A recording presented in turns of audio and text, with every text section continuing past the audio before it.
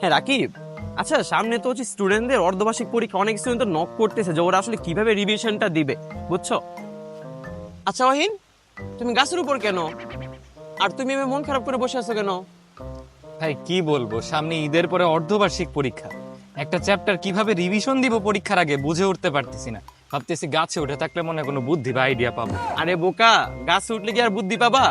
নামো, আমি তোমাকে ডিটেলসে কিভাবে পড়তে হবে, কিভাবে রিভিশন দিতে হবে তা বলতেছি। নামো নামো নামো, তাড়াতাড়ি। অহিন বের মতো তোমাদের জন্য গাছে উঠে আইডিয়া বের করা না লাগে, তার জন্য আমরা টোটাল 4টা স্টেপ দেখব, যে 4টা স্টেপের মাধ্যমে তোমার অর্ধবার্ষিক পরীক্ষার রিভিশন একেবারে পারফেক্টলি হবে।